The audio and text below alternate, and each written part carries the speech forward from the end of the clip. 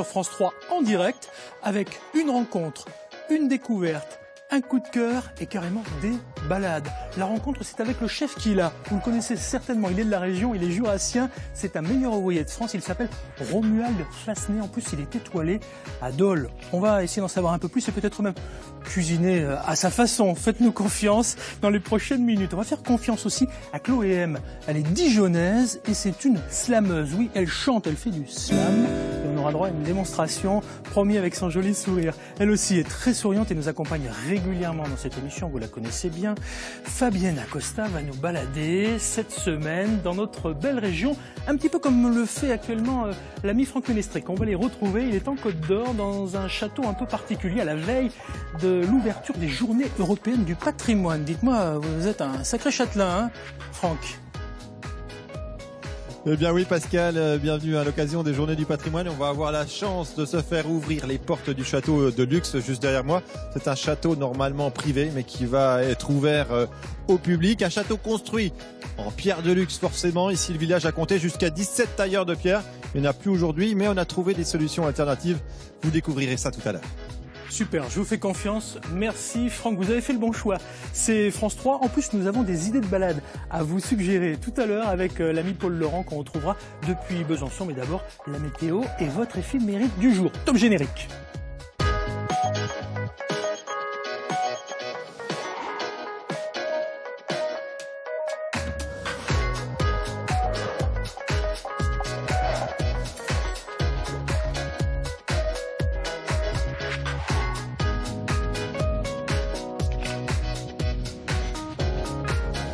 Allez, le vendredi, tout est permis, on a le droit de sourire aussi, hein, avec le dicton que je vais vous laisser méditer un tout petit peu. À la Sainte-Croix, cueille tes pommes et gaulle tes noix. Hein, ouais, ok, d'accord. C'est vendredi, nous sommes le 14 septembre. Que se passe-t-il dans notre ciel bourguignon et franc-comtois? Alors, on a eu un tout petit peu de pluie hier, vous l'avez constaté. Franchement, ça n'a été qu'un léger saupoudrage un peu partout en Bourgogne-Franche-Comté. Dommage parce qu'on en avait besoin pour nos cultures. Pour cet après-midi, c'est le retour du soleil avec par-ci par-là quelques nuages, rien de bien méchant. En revanche, vous le voyez certainement, un petit vent qui descend du nord, un vent à 10 km/h qui devrait rafraîchir un tout petit peu l'atmosphère, mais les températures restent malgré tout relativement correctes. On va les regarder ensemble.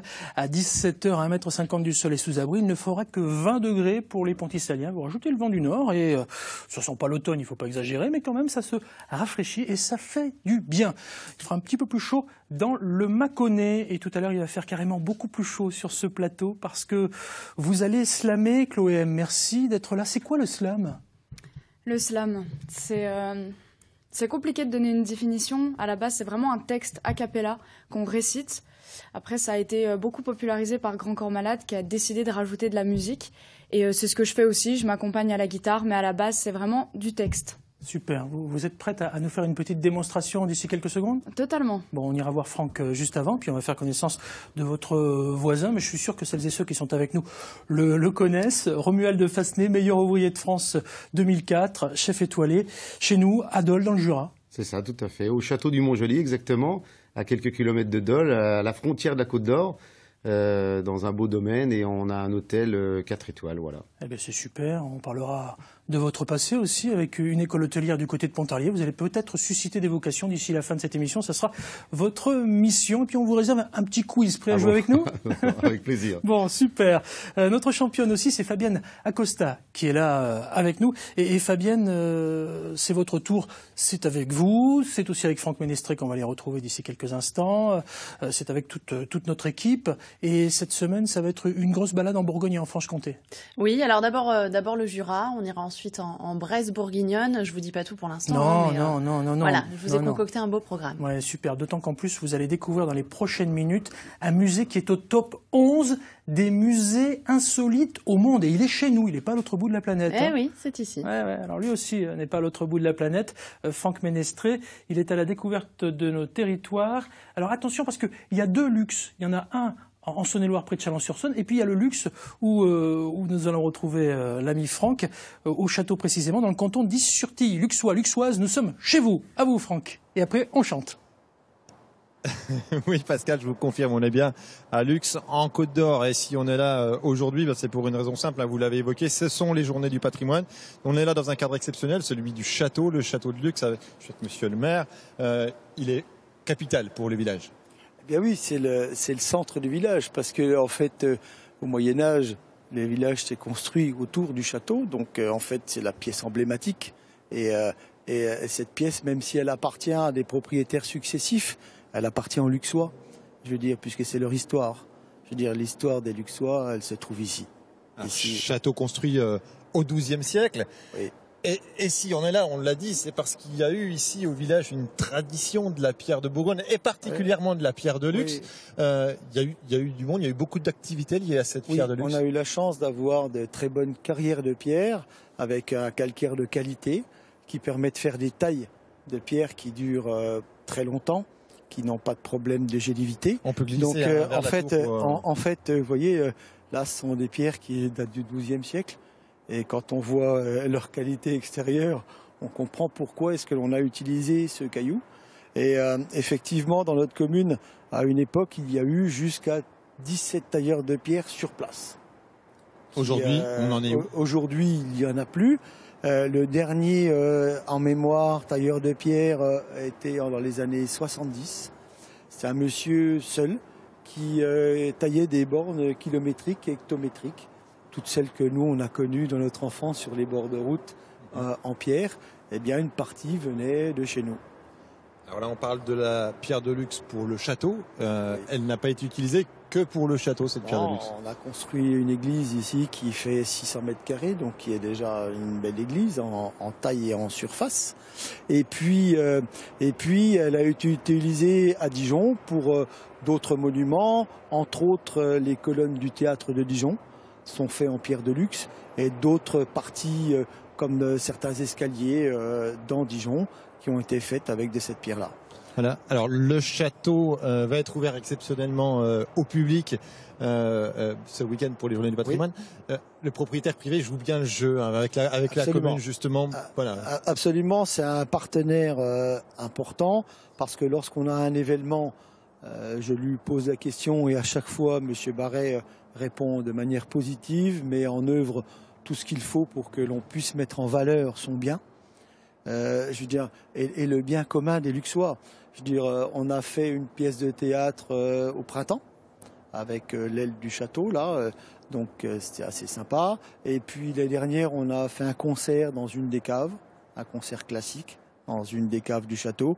Et lorsque on a besoin pour quelques événements, il répond toujours présent. Ouais. Voilà, avec de très jolies choses à voir à l'intérieur, de très jolies pièces, et puis une gardienne très sympathique qu'on va rencontrer dans quelques instants et qui va nous faire visiter en avant-première avant cette journée du patrimoine de dimanche, les entrailles du château de Lux. À tout de suite. Ah oui.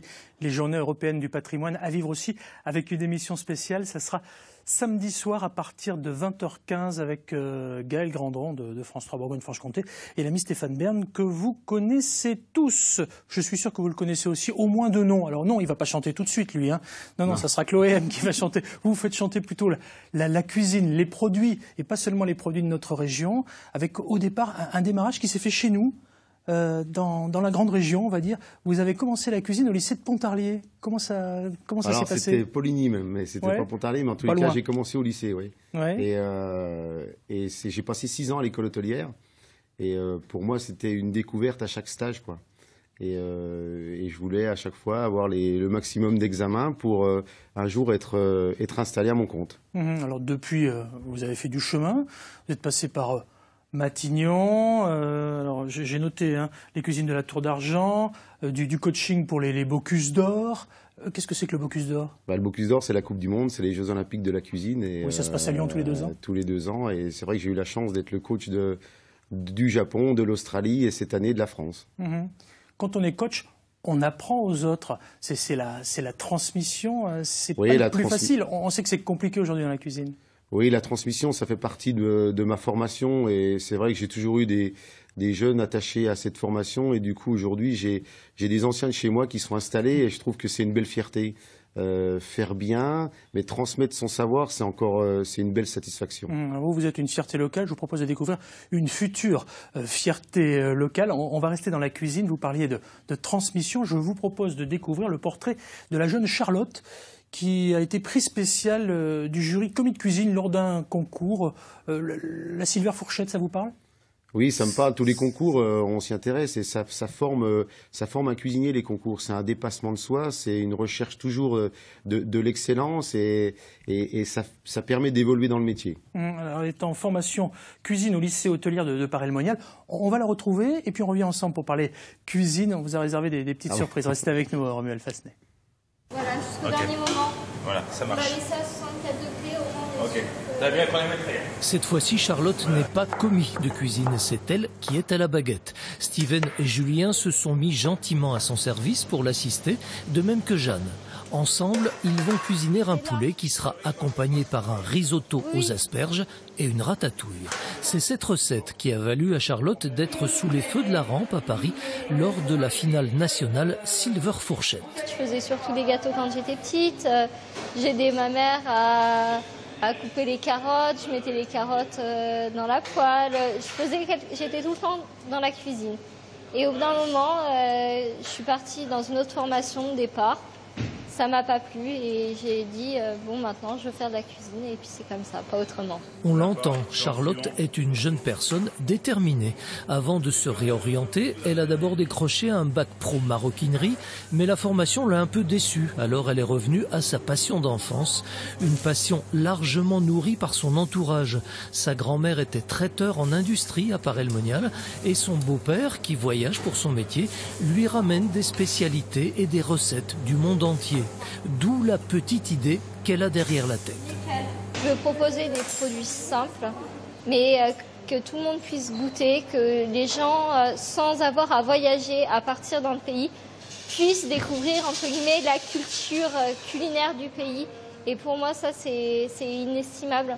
Parce qu'il y a des gens qui ne peuvent pas partir, qui n'ont pas les moyens de partir.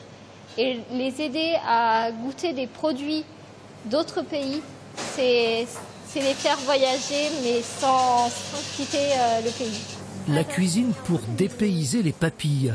Le projet de Charlotte est plutôt sympathique et quelque chose nous dit qu'elle le mènera à bien, tout comme cette recette. On envoie. Oui, alors c'est pas évident quand même de susciter des vocations, hein. On va pas se le cacher, Romuald Fassenet. On avait, alors pas la semaine dernière, non, en début de semaine, quelqu'un qui œuvre dans la cuisine et qui est obligé de faire appel à des migrants pour trouver de l'aide parce que les emplois ne sont pas pourvus. Oui, c'est difficile parce qu'aujourd'hui on est cuisinier et on veut tout de suite être chef. C'est ça. Et du coup, on passe par les étapes d'apprentissage, de commis à chef de partie. Et c'est un peu la problématique. Ça a mis en lumière notre métier, les émissions de télévision.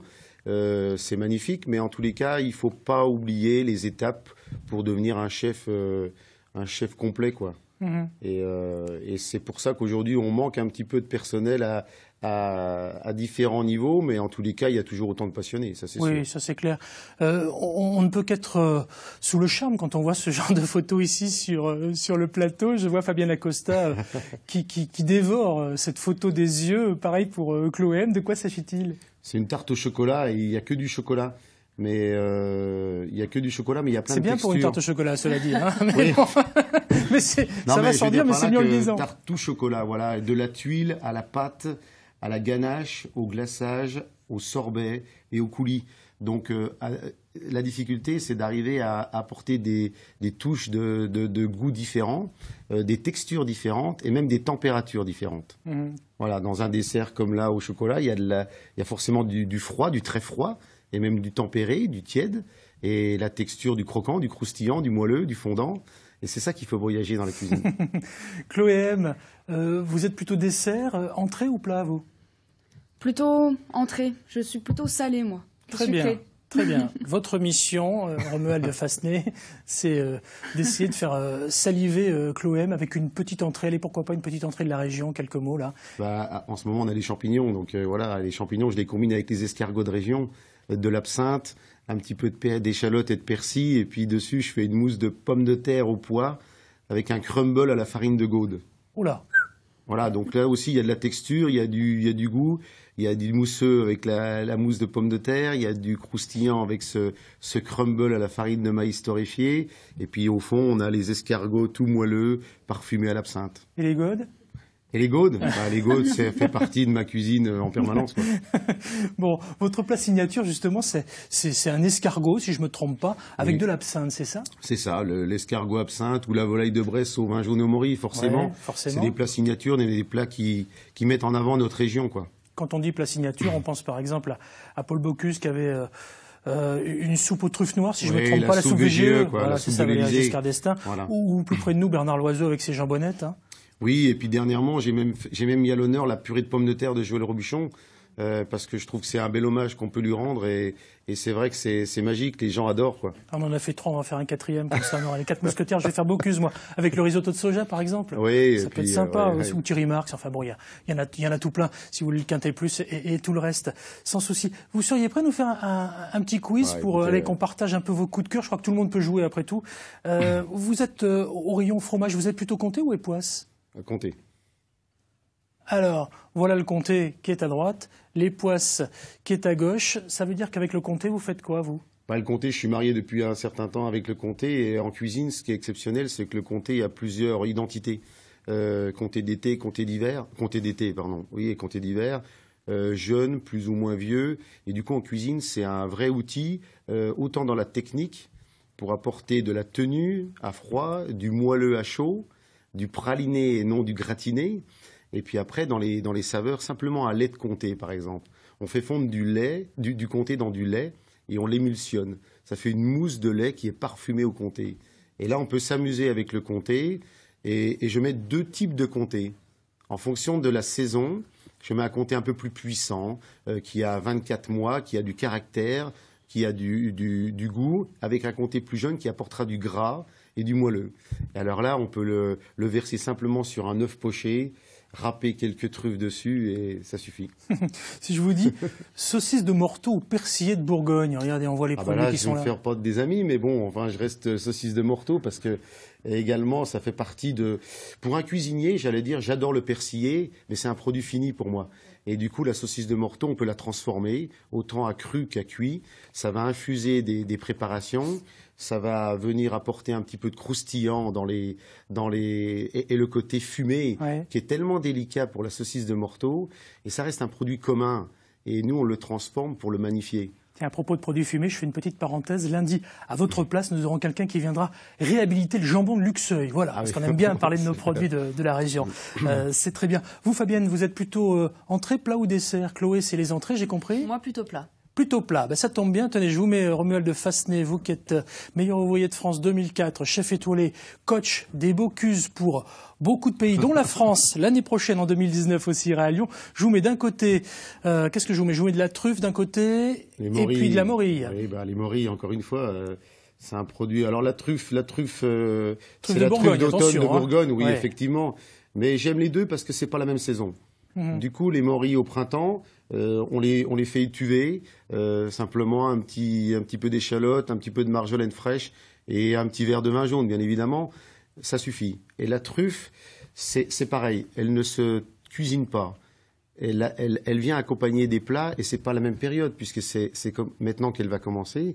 Et du coup, j'aime les deux produits, quoi, à des saisons différentes. Évidemment, après, il faut avoir le budget pour cuisiner ce genre d'ingrédients, ce qui n'est pas forcément évident. Alors, vous savez quoi? On va mettre tout le monde d'accord avec du vin rouge ou du vin blanc. Vous êtes plutôt blanc ou plutôt rouge, vous?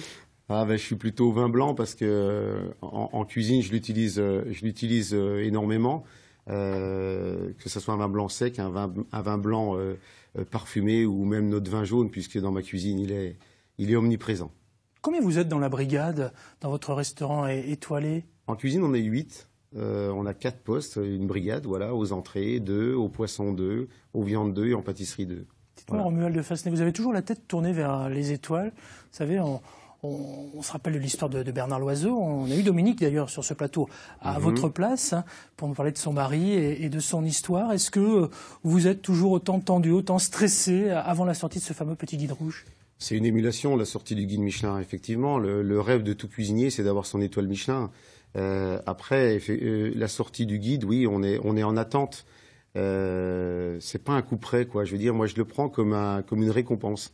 Et si on a l'étoile, c'est qu'on le mérite. Donc, oui, c'est plutôt une émulation qu'un stress, quoi.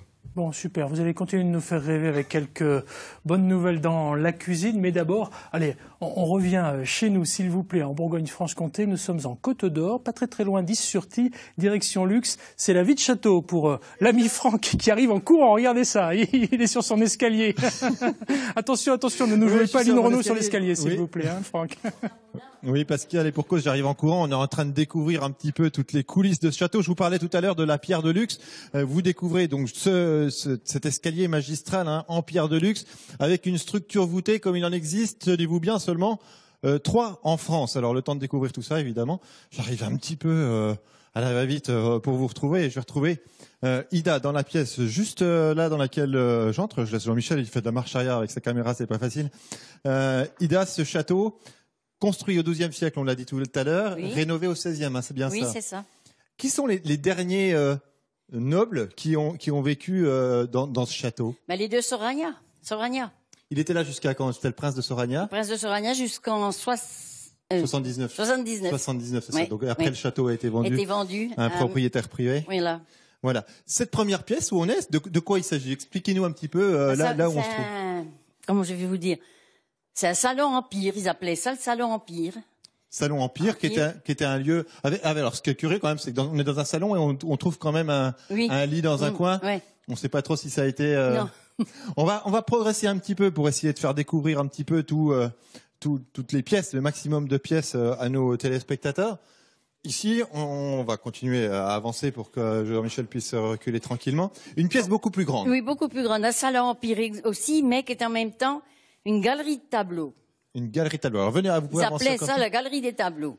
D'accord. Donc, un salon où, vraisemblablement, on présentait plus le savoir-faire des artistes. Voilà, oui. Les tableaux qui y sont aujourd'hui, vous pensez que ce sont les tableaux d'origine ou bien...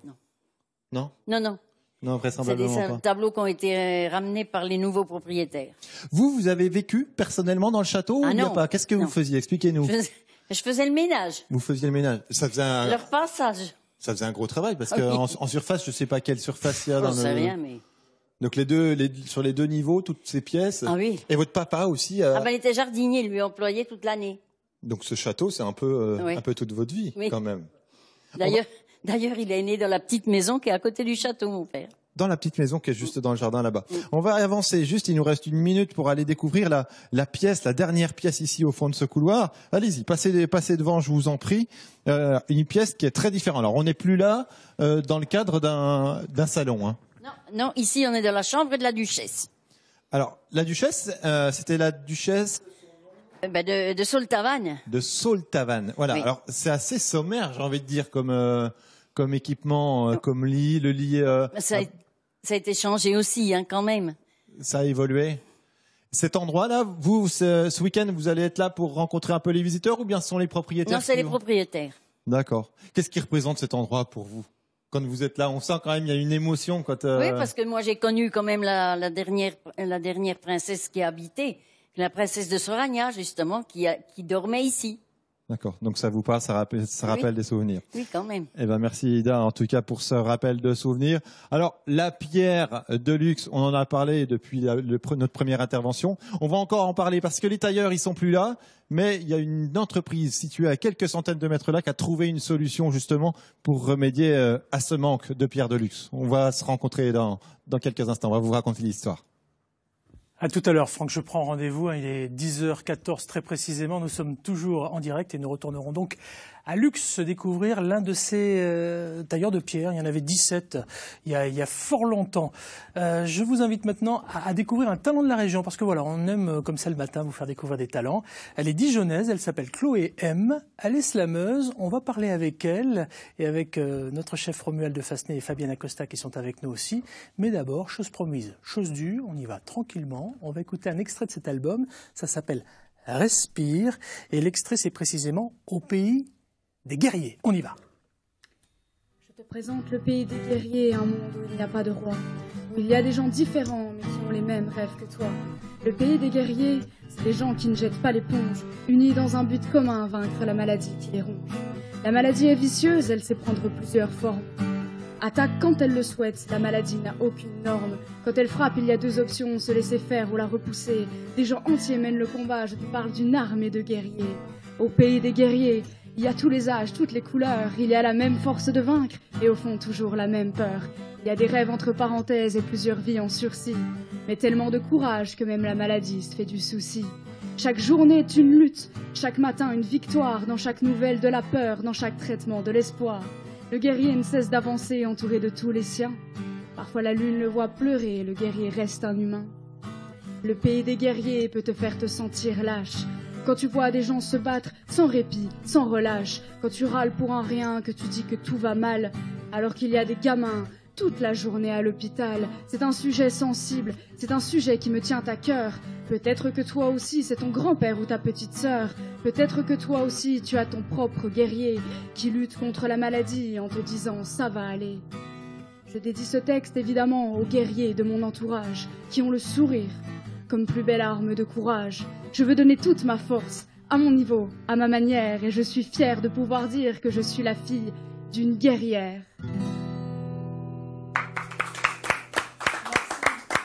Allez vous rasseoir, Chloé. Chloé M, vous pourrez dire la première fois, c'était sur France 3 dans la matinale, Romuald Fassenet, hein, c'est ça, hein, finalement. Voilà, on était là. Je vous ai vu avec des yeux admiratifs. Vous-même, vous êtes papa de 2 filles, vous n'êtes pas resté insensible au talent de Chloé. Oui, puis je l'ai déjà rencontré une fois, j'ai assisté à un de ses concerts. On avait échangé d'ailleurs à la suite parce que j'avais trouvé ça remarquable et voilà, je suis conquis. Voilà. Ben, on est tous conquis. Merci pour l'extrait de cet album qui est là, qui s'appelle Respire, Chloé M. Comment vous avez découvert le slam? J'ai découvert le slam à 14 ans. En fait, c'est ma petite sœur, un soir, elle est rentrée du collège et puis elle avait étudié un texte de Grand Corps Malade. Du coup, elle m'a dit, écoute, il faudrait que tu écoutes, je pense que ça va te plaire. Et du coup, j'ai écouté, je suis tombée amoureuse du slam. Alors c'est marrant parce que vous parlez presque comme vous chantez finalement, hein, c'est presque du slam là ce que vous décrivez. Oui, c'est ça. Le slam c'est pas de la chanson, donc je ne chante pas, je pose ma voix. Donc du coup, oui, quand je slam ou quand je vous parle, finalement c'est la même voix, c'est la même intonation plus ou moins. Vous savez pas chanter? Non. C'est si je vais pas faire The Voice. Hein. Si je monte dans les aigus, je descends dans les graves, c'est pas possible. J'ai entendu. C'est pas une finalité The Voice. Hein. Rassurez-vous, on peut très bien vivre sans. Il n'y a pas de problème. Oui, c'est sûr. Je reviens au slam. Vous me parliez de Grand Corps Malade. J'ai vu sur cet album, il y a des participations. Il y a notamment Grand Corps Malade. Expliquez-moi la rencontre. Comment ça s'est passé? Ça s'est fait très simplement. En fait, je suis déjà allée le voir plusieurs fois en concert. Du coup, à chaque fois, j'essayais de le rencontrer, de lui parler de moi, du slam. Ça s'est fait donc assez naturellement. Il a fini par me donner son email. On a commencé à s'échanger comme ça par mail. Et du coup, vu que j'avais le projet de cet album, je me suis dit ça serait vraiment génial s'il pouvait me faire l'introduction. Ouais. Qu'il puisse dire quelques mots. Et il est venu à Chenôve, donc pas très loin de Dijon. Je lui avais écrit un petit mail et à la fin du concert, donc je suis allée le voir et je lui ai parlé de ce projet-là. Il m'a dit, il n'y a pas de problème, allez, viens avec moi, je vais t'enregistrer un petit texte. On est montés en loge tous les deux et il m'a enregistré ça. Ça s'est fait très simplement. C'est bien ça, mais ça c'est les plus simples. Romuald Fassenet, vous qui avez côtoyé beaucoup de chefs étoilés, ça vous est arrivé des rencontres comme ça? Je sais que vous avez travaillé notamment à Arbois, chez Jeunet, dans votre carrière. Oui, j'étais son bras droit, mais effectivement les grands chefs comme Paul Bocuse, Joël Robuchon, c'est des gens accessibles et qui restent simples dans leur et donc j'ai été fier de les rencontrer un jour, quoi, forcément. Chloé M, à 14 ans, vous êtes mis à écrire comme ça Oui. Qu'est-ce qui s'est passé? Déjà, l'écriture, c'est venu encore même avant. J'ai toujours aimé écrire. Ça, je l'explique pas vraiment. Et aussi des chansons, parce que du coup, j'ai commencé la guitare même un petit peu plus jeune. Je devais avoir 12 ans. Et donc voilà, j'écrivais plutôt des chansons. Et puis le slam, c'est venu voilà, une fois que j'ai découvert Grand Corps Malade. Alors, vous écrivez plutôt sur quoi? C'est large. J'écris plutôt sur tout, sur la vie et puis aussi sur les thèmes, les histoires qu'on me raconte. Des fois, c'est pas forcément ma vie à moi, c'est celle des autres. Dès qu'il y a quelque chose qui me touche, j'ai envie d'écrire dessus. Alors, je me trompe si je dis que la musique, je sais pas ce que vous en pensez, Fabienne et Romuald, ça peut paraître accessoire dans le slam. Parce que finalement, on écoute les paroles et la musique, quelques accords de guitare. Oui, alors... Déjà, à la base, vraiment, il n'y a même pas de musique. Les vraies soirées slam, ça m'est arrivé d'en faire. C'est a cappella, devant le micro et devant le public. Donc, c'est sûr que c'est... Moi, je trouve que ça met un petit peu plus en lumière les mots. Ça embellit aussi les choses. Donc, c'est pour ça que j'aime bien rajouter un peu de guitare. Mais on n'est pas obligé pour faire du slam. On peut tout à fait décliner comme ça des phrases, comme vous le faites au début de l'interview. Vous le repasserez en replay, hein, parce que franchement, hein, Romuald, comme moi, l'a remarqué, Fabienne aussi, j'en suis sûr, vous parliez en slam au début. Là, que vous commencez à vous détendre un peu. Ah, ça y est, je change un petit peu. Oui, c'est différent. Bon. Là, on tombe le masque, là, c'est différent. J'étais encore dans mon slam. Tiens, à propos de slam et de gens connus, vous me parliez de Grand Corps Malade tout à l'heure. On peut, nous, être très fiers en Bourgogne-Franche-Comté parce que vous nous avez représentés, finalement, et vous avez côtoyé un certain soprano qui a quand même été, je dis accessoirement, l'un des plus gros vendeurs de disques de ces 2 dernières années. Hein. Pour ceux qui ne connaissent pas, allez faire un tour sur le net, soprano, je suis sûr que vos enfants, vos petits-enfants connaissent. Hein. Oui, exactement. En 2014, je crois. Oui, 2014. C'était un concours pour écrire les paroles de l'hymne des championnats du monde en e-sport, qui se sont déroulés à Lyon, donc en 2014. Et mon texte a été retenu. Et du coup, c'est Soprano qui l'a chanté avec aussi Laurie, Zao et puis Vadel. D'accord. Voilà, vous avez un point commun avec Romuald qui entraîne finalement le futur champion du monde de la cuisine, peut-être grâce au Bocuse d'Or en 2019. C'est un chef qui est de quelle région? De Sarreguemines. Il s'appelle comment? Mathieu Otto. Moi, je crois savoir que, vous m'arrêtez si je me trompe, que dans l'entraînement des Bocuses, on fait en sorte qu'il y ait un maximum de bruit autour de la personne qui s'entraîne, parce que lors de ce concours qui a lieu à Lyon et qui est bien souvent retransmis tout le temps des reportages sur France Télé notamment, il y a un gros bordel à côté, donc il faut surtout pas qu'il soit perturbé. Donc il y a de la musique, il paraît que les coachs mettent la musique, c'est vrai ou faux? Il paraît que les coachs mettent la musique à fond pour entraîner. Vrai, on fait volontairement du bruit autour de lui pour l'habituer, c'est pas pour le perturber, mais pour l'habituer à ce brouhaha général autour de lui. Et le jour J, il est prêt à accepter tout ça, quoi. Très bien. Et même devant lui, je suis posté devant lui, on ne s'entend pas. Donc on répète des gestuels où on se fait des codes entre nous parce qu'on n'arrive pas à s'entendre, tellement il y a de bruit. Oui, c'est fait exprès. Hein. Oui. Voilà. Oui, non, mais c'est encourageant en même temps parce qu'il y a les supporters et ça booste. Bon, on va continuer de se booster. Vous restez avec nous, Chloé M. Je rappelle votre album. Ça s'appelle Respire. Respirez un petit coup et puis on revient ensemble tous les 3 pour notamment aussi découvrir un musée insolite, l'un des plus insolites du monde. C'est le 11e musée. Alors on va dire ce que c'est en 2 mots. C'est le musée de la Salière. Voilà, le musée de la Salière. On parlera peut-être aussi poivrière, mais en attendant, on va aller retrouver Franck Ménestré et son tailleur de pierre à Luxe, s'il vous plaît, pour C'est votre tour. À vous, Franck. Voilà, alors Serge, il n'y a plus de tailleurs de pierre maintenant à Luxe. Vous avez un peu pris leur succession. Aujourd'hui, la pierre, elle est travaillée de manière complètement différente, avec un mélange. Parlez-nous un petit peu des produits que vous fabriquez. Donc l'entreprise Alentour est spécialiste de la pierre reconstituée. Donc on fabrique des éléments en béton, hein, qui est de la pierre reconstituée à base de comblanchien. 90%, 80% de comblanchien suivant les produits. Et on arrive à faire des répliques anciennes et des éléments structurels en béton armé à base de calcaire. Alors quand on dit béton, ça fait un peu peur, mais c'est quand même, il faut le dire, 80% à base de pierre naturelle. Oui, tout à fait. Donc on utilise un liant qui est du ciment blanc avec des adjuvants spécifiques pour leur donner des qualités mécaniques performantes pour répondre à toutes les contraintes. Alors montrez-nous un petit peu ce qu'il y a derrière nous là. Alors là, par exemple, c'est un bloc marche avec des répliques anciennes de pierre, donc bouchardées, ciselées et teintées dans la masse, hein, qui permettent de créer des escaliers, des perrons. Alors on fait les coloris qu'on veut, on donne l'aspect qu'on veut, voilà, rugueux ou lisse. Oui. Et puis l'intérêt, c'est la durabilité dans le temps aussi. Tout à fait. Donc c'est les bétons qu'on dit de refuge dans la formulation et qui sont protégés, qui résistent aux intempéries et au temps. Alors et après, on peut aller encore plus loin avec ce genre de produit. Tout à fait. Là, c'est donc la particularité de l'entreprise, c'est qu'on fabrique également nos moules. Donc on a des modeleurs dans l'entreprise. Et là, on fait des éléments structurels, c'est-à-dire qu'ils sont porteurs et avec une qualité parfaite, c'est-à-dire une planéité et un aspect excellent, quoi, dans Aujourd'hui, Serge, vous pouvez faire quasiment toutes les formes que vous voulez, parce que c'est quand même du moulage.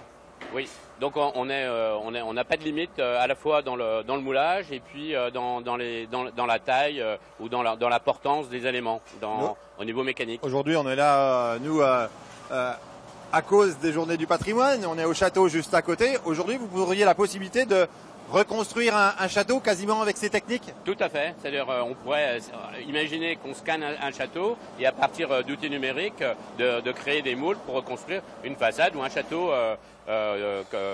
contemporain avec toute la technologie, l'isolation, mais avec le style d'antan. Merci beaucoup Serge pour toutes ces explications. Voilà les tailleurs de pierre des temps modernes. Eh ben, ça ressemble à ça, ça dure dans le temps, on donne la forme qu'on veut et il y a quand même 80% de pierre naturelle. Merci Franck. Le quotidien, c'est votre tour. Vous connaissez bien, vous aussi, Fabien Lacosta. C'est vous, la semaine prochaine, qui allez nous accompagner pour la matinale, mais aussi pour le journal de midi. On ne le dira jamais assez. Exactement, je fais partie de l'équipe. Ouais. Ouais. Avec Amélie, Franck, on l'a compris. Et puis l'ami Clément. Voilà, on a nos 4 mousquetaires. À nous aussi, on parlait des 4 mousquetaires tout à l'heure de la cuisine avec votre voisin Romuald Fassenet. D'ailleurs, ça va lui plaire lundi. Oui. Hein. Je suis sûr que ça va lui plaire parce que lundi, vous nous amenez où ? Je vous amène découvrir le musée de la Salière dans un village qui s'appelle Célière. Alors, c'est plutôt insolite, ça aussi. Nous, on connaît ce type de salière chez nous sur nos tables. Au musée, il y en a près de 2000, toutes aussi insolites les unes que les autres. Vous le voyez sur ces photos. Il y a des personnages, des couleurs, des figurines différentes. Ce sont des dons.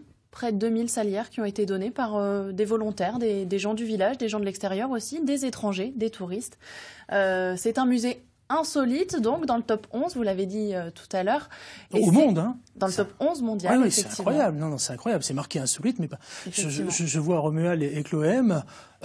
Dites donc, des salières, vous en avez forcément, vous aussi en cuisine, Romuald. Ouais, ou le sel plutôt, on le prend, on le touche, quoi. En cuisine, on n'a pas forcément des salières, on a des poivrières, mais pas des salières. On a besoin de toucher le produit, mais là, c'est une vraie collection, quoi. Ah oui, alors là, il y a pas de poivre, mais vous l'avez dit, c'est une vraie collection, et comme chaque collectionneur, ils sont passionnés, donc ils nous en parleront avec beaucoup d'enthousiasme. Dans le Jura, précisément, à Célière. Une petite question pour vous, le chef cuisinier, Romuald, je peux pas passer à côté. En 2 secondes, comment on reconnaît le bon du moins bon sel? Le bon du moins bon sel. Bon, il y a des crus, comme il y a des après, des crus de vin, il faut pas qu'il soit etc. trop fin, quoi. Souvent un sel. Il y a toute catégorie, mais comment le reconnaître je sais pas comment vous dire, mais en tous les cas, c'est l'approvisionnement. L'étiquetage sur un sel, quoi. Après, un sel qui est ouvert, on ne sait pas d'où il vient, c'est difficile de comprendre son origine. S'il est fin, s'il a un gros grain, tout dépend de l'utilisation. Il y a tellement de variétés de sel et la texture et l'utilisation. Un sel qui va fondre dans une préparation, c'est pas le même sel qu'on va ajouter à la fin, qui va venir croquer ou croustiller. Super, ça donne envie. Si je pouvais vous emmener avec moi lundi, vous nous apportiez des compléments d'information. Bon, vous serez dans le Jura mardi à nouveau à Passenant pour visiter une des dernières savonneries artisanales qui a ouvert ses portes en janvier dernier. Exactement, oui, on reste vraiment pas loin de là où on se trouvera la veille. Allez, mercredi, un petit arrêt en Bourgogne, précisément en Saône-et-Loire, dans la Bresse, à Romanée, c'est ça, pour découvrir des passionnés de costumes traditionnels bressans? Oui, la Bresse bourguignonne avec ce type de costume. Alors c'est l'histoire en fait de Dany et Michel, un couple qui était antiquaire pendant des années et des années. Ils n'arrivent pas à se passer de leur métier, donc ils continuent d'aller chiner régulièrement sur des brocantes. Et ils se trouvent plein d'accessoires, plein de costumes d'époque. Alors du 19e, c'est le costume qu'on appelle style Napoléon III. Ça leur a donné envie de se faire des costumes pour eux et pour toute la troupe. Super, avec les sabots du Morvan, comme on le voit sur la photo. Voilà. Génial.